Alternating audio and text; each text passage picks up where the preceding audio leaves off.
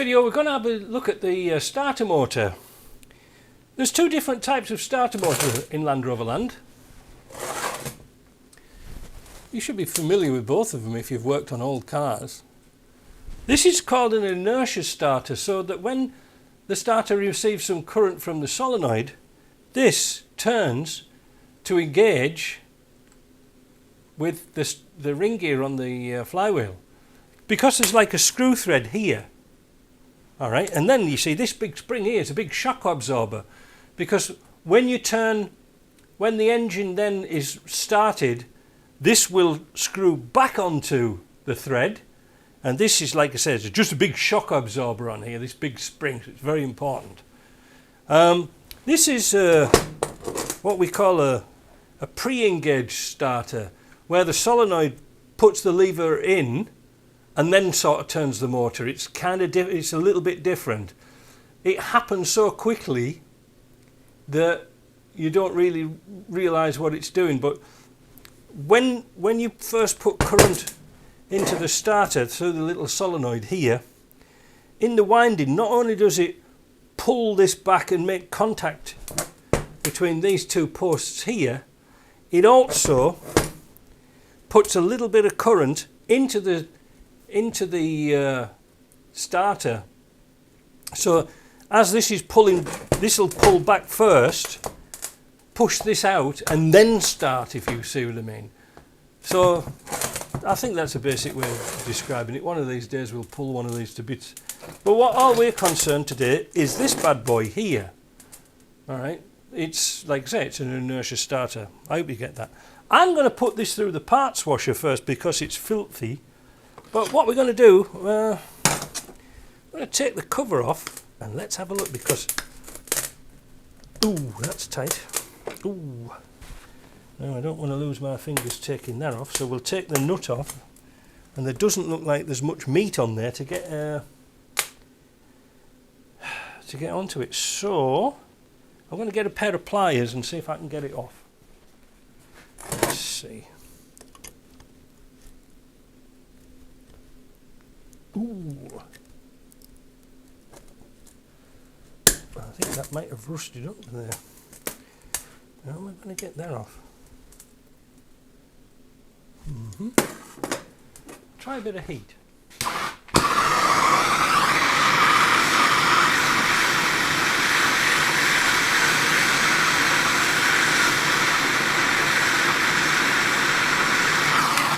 I mean, it's only a nut and bolt. I mean, it's no point messing around for hours and hours and hours on the bloody thing. We'll just cut it if it won't come off. And that's what we're going to do. I ain't going to waste time with a nut and bolt.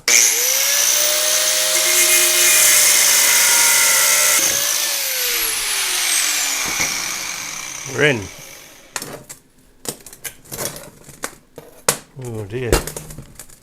Look at all the muck in there. Look at the muck in here. I'm going down to the bolt shop today, so I'll pick some bolts up. If I remember rightly, this would have had like a cork sealer on it, or some sort of sealing device. This has got nothing. I'll put that in the bin. And that one in the bin.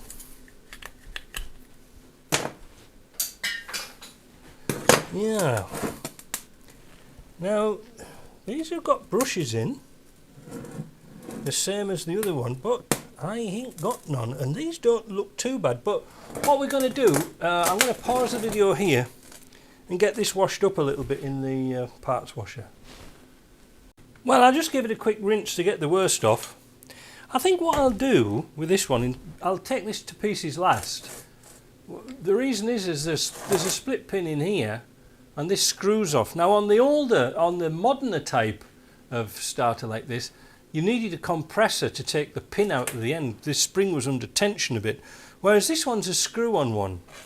But let me see if I can get this. Ooh. And the answer is no.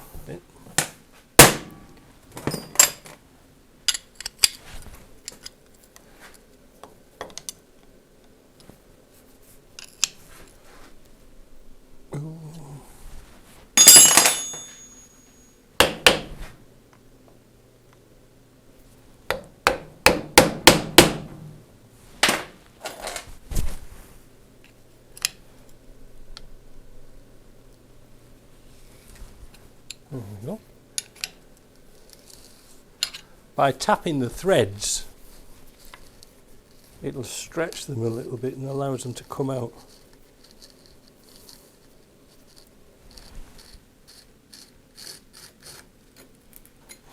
Yeah, you can see where it was a bit rusty at the end. Let's do the same with this one. It's not wise to hit screwdrivers, but in this case I'll give you a bye. There we go, out she comes.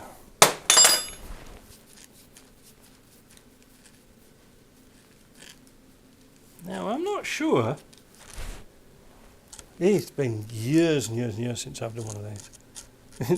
I'm trying to refresh my memory whilst I'm doing it, but I'm not sure if we have to take that pin out of there. I think we do. I think we have to take that off here.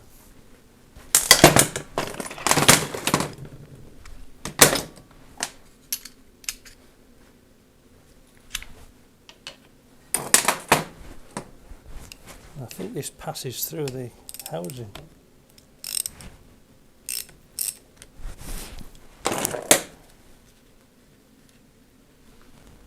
And we'll just get our little dish. Remembering which way these went on.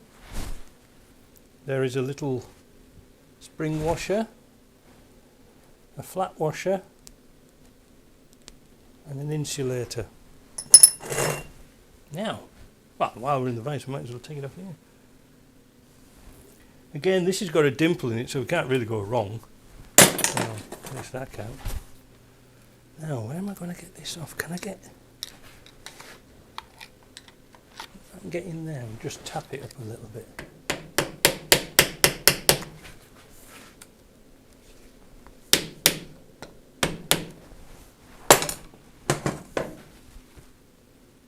Where's my...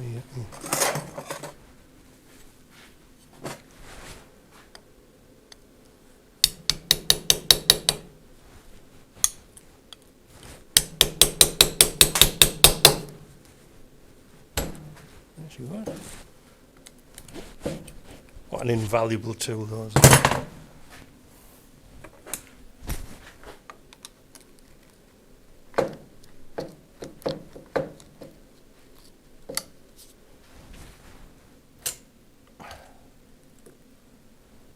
Ooh,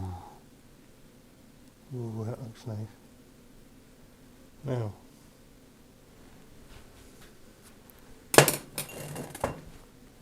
that should all come out in one big unit.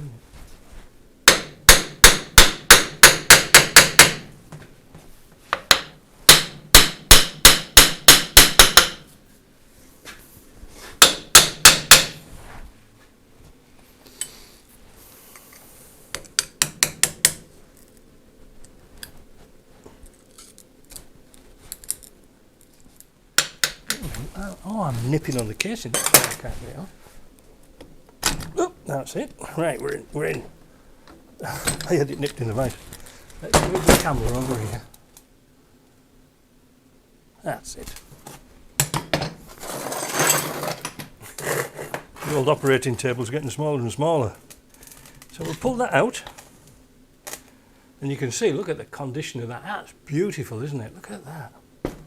After all those years, eh? Oh, what was that fell out? Oh, that's the insulator. That's the little insulator fell out. And now we can get to our... oh, and there's another insulator on there. Remember that one? That one goes on there. So now we can get to our brushes here and take this end cover off.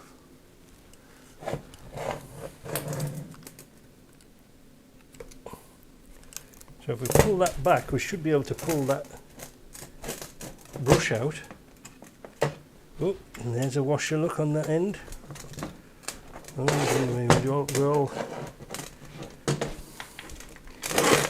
it's not as easy to do as the dynamo, because there's 4 brushes on this one.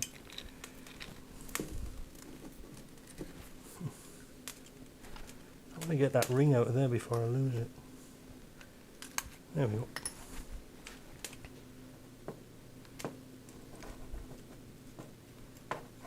Come on.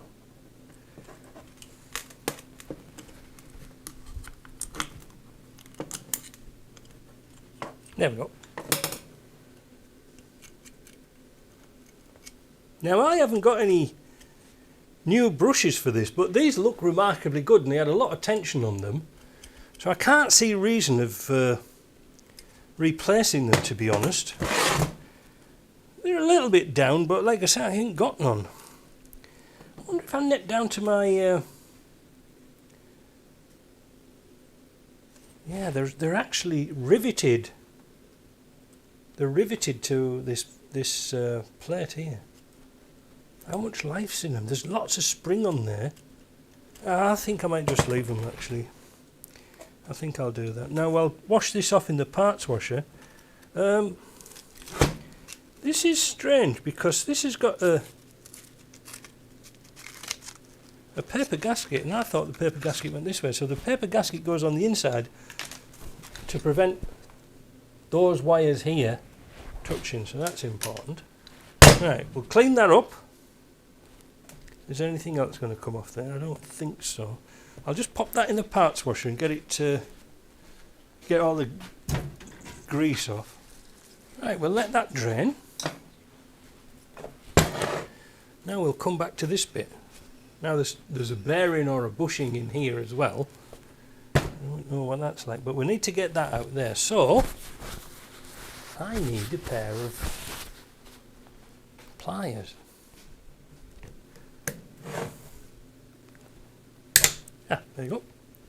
Notice the way it was put in. A lot of Americans put the legs going around this way. That's wrong. You shouldn't do it like that.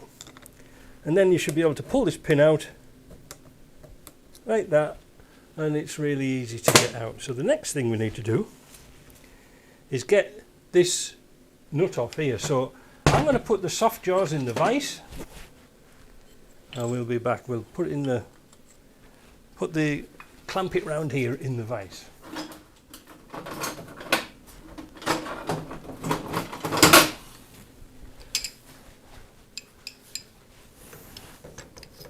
See if we can get them off with this. I don't need, like I said, I don't even know which way the thread is on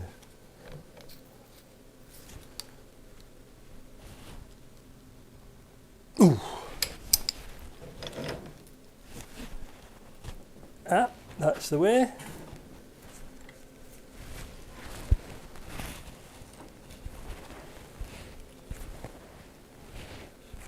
Very fine thread. And the spring tension's gone off that.